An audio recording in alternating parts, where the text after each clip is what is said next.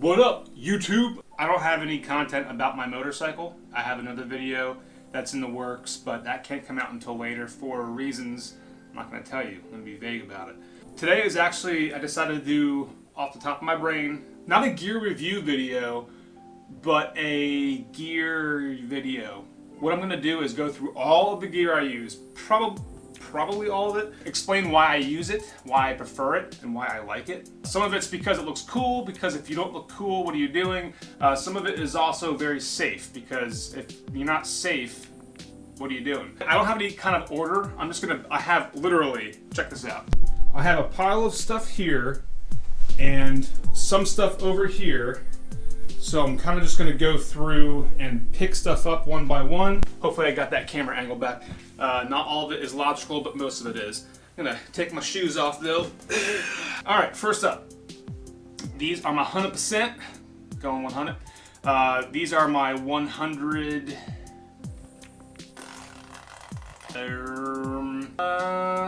crap. I forgot what kind they are. They are 100. Noah, you know what these are. Tell them in the comments. I totally forgot. They are great. These are one of the few pairs of motocross goggles that fit inside my Arai Adventure helmet. Of course, they work on my Arai motocross helmet, but I wanted something I can use for both. So these work really well. They're more of the high end of the 100% brand, but and I got it in gold because you know how I be.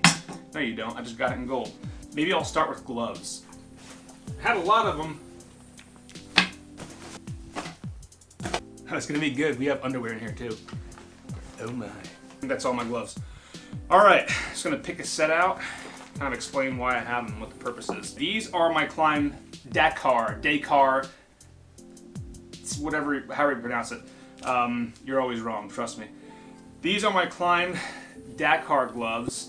These are a little bit more aggressive than a motocross glove. They have a little bit more padding, especially around the knuckles here. They have a little bit of grip here. They're not really meshed out like a pair of motocross gloves are, but you know, I ride big adventure bikes, so I want something that's going to hold up just a tiny bit better if I crash on the road or just crash using a big bike. So these are about as minimalist as I go as far as motorcycle gloves, and I use them a lot off-road. Klim Dakar. These are my Klim Adventure GTX Short. These are Gore-Tex lined. They are leather on the outside, good knuckle protection. These are a colder weather adventure glove where I can still get pretty good mobility off-road. And you'll see most of my stuff relies on mobility over protection.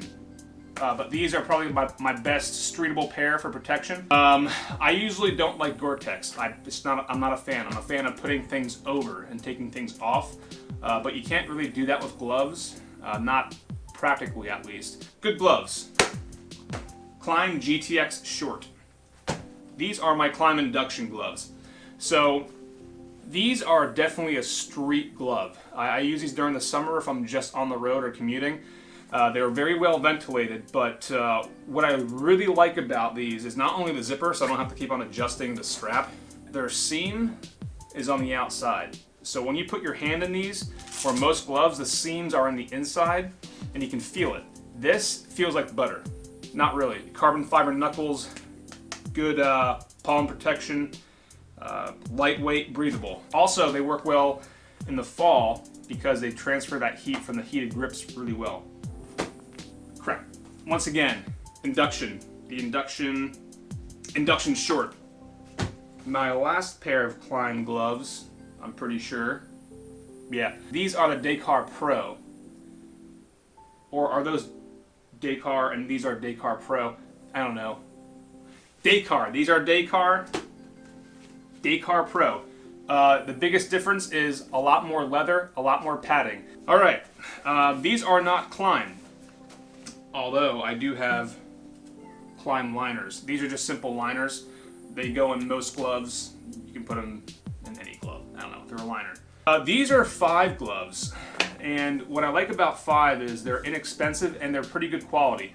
So these ones have their 3M insulated. They also have a mild waterproof liner. I wouldn't say they're nearly as good as Gore-Tex. These are a solid glove. I've used Five for years.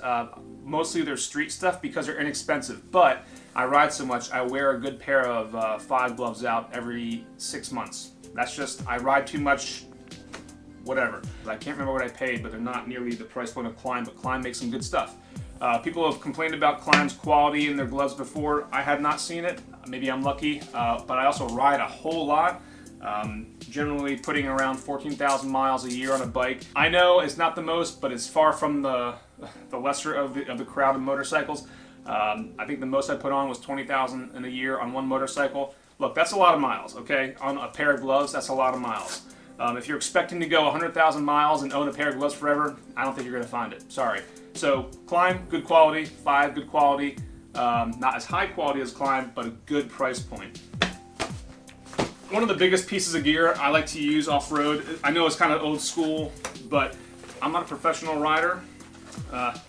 Maybe in my mind I am. So I need protection. I know I'm not as skilled as like Toby Price, man. Come on, I'm not a Toby Price. I'm no motocross rider. I do races every now and then, but I know what my skill level entails. So I need to protect myself for what I don't make up for in skill. This is the Leatt 3.0 Fusion.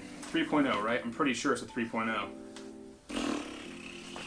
Whatever, it's the Leatt Fusion. So the neck brace is built into the chest and back protector. You can obviously see it has shoulder pads. I'm a fan of it because I had a level 3 AC separation from a crash on the motorcycle. And I just want to make sure that that doesn't get any worse. So if I was wearing this, it probably would have been better. So I wear the arm guards. I don't find it encumbering whatsoever. I don't find a neck brace encumbering whatsoever, especially for an off-road oriented ride where you're mostly standing up, your body's kind of arched forward anyway. I don't see any range of movement issues with this. Some people do, but you know what? That happens when you sit down when you shouldn't be sitting down. What I like about this, it pivots. And I know there's review videos about this. I'm just doing this because I have time and I want to have fun making a video. So this is not the best review. I'm showing you what I got. It's lightweight enough. I don't think it's a burden whatsoever. A lot of people disagree with the neck guards, neck braces, whatever you call them. However, the data is out there. The research, like bona fide research, is out there. A lot of people will say, oh, these cause more injuries to XYZ vertebrae over XYZ vertebrae. This is not factual. Perpetuated by people who just don't know. They don't know the data and they're not educated on the trauma that EMTs see. And they work. They work better than not having them. So I wear one. I like research. I like science. And so I side with it most of the time. That's why I wear that. Knee guards. These are not really a brace. They kind of brace a little bit. They are side specific, but I have taken plenty of falls wearing these. They do great. These are the Leatt knee guards, the dual axis, and these kind of tuck right down into your motocross boot. They secure really well. I've worn these all day. I've ridden with them on the road all day. They are very comfortable. They maybe smell a little bit from being sweaty, but oh yeah. For screwing around in the woods, single track stuff, taking spills in the rocks, these are awesome. Also not too expensive for comparing these to a bona fide knee guard, or knee brace rather. Leatt dual axis. Elbow protection. These are super simple, super inexpensive. This is the EVS elbow guards. I like hard things. I like hard armor. Get your mind out of the gutter. I saw it there because mine's in the gutter. Plenty comfortable, no problem wearing it all day.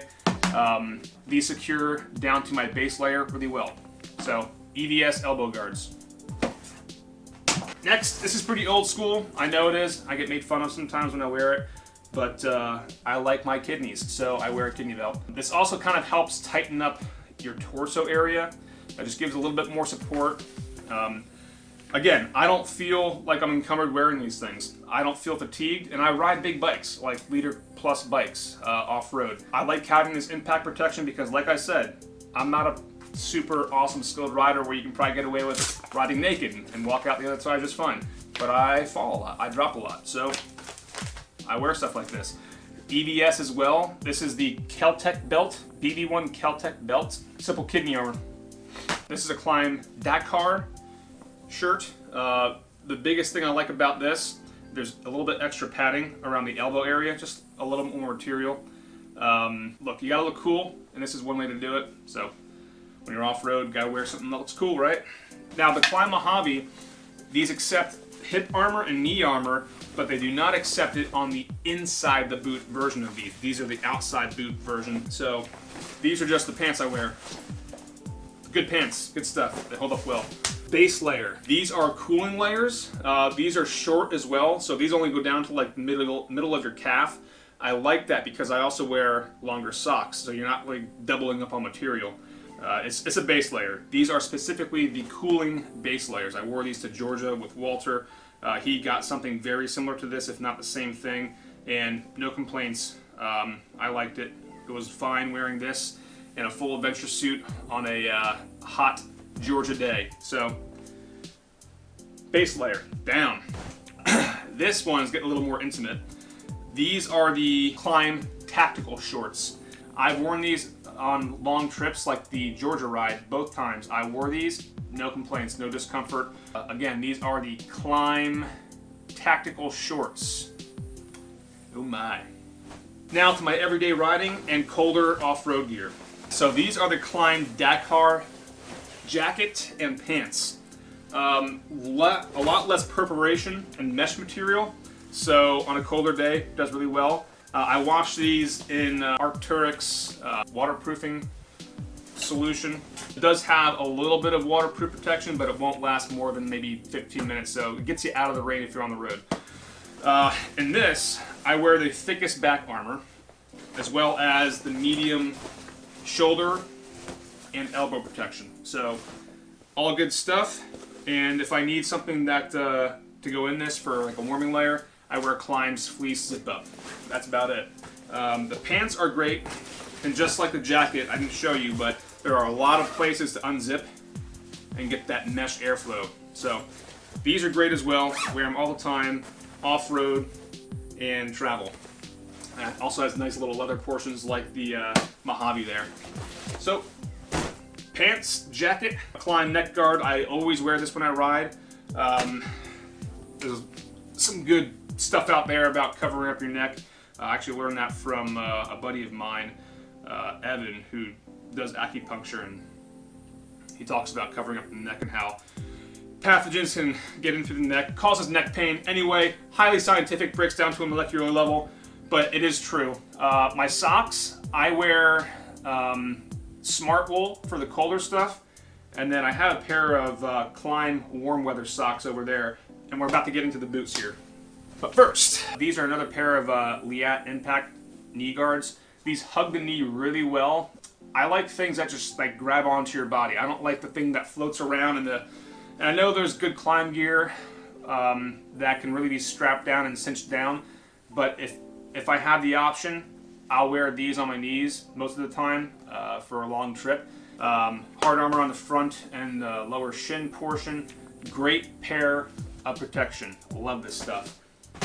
All right, boots. You probably can't see the bottom here because my camera angle sucks. So yeah, CD Crossfire 3s, my hot weather or non-water riding boots.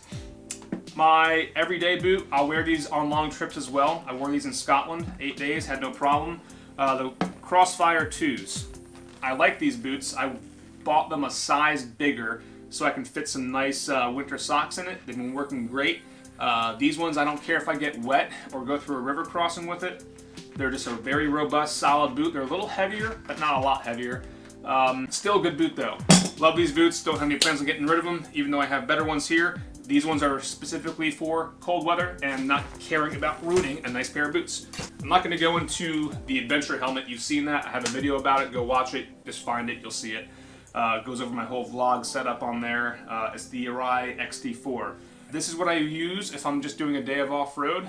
Light, breathable. It's a good helmet. Also, what's cool about these helmets, they're also Snell certified as well as DOT. So, got that going for you, which is nice. It's your head, all right? Take care of it. It's your head. So, I think that's it. I think that's all my shit. Pardon my French. That's all I got. Bye.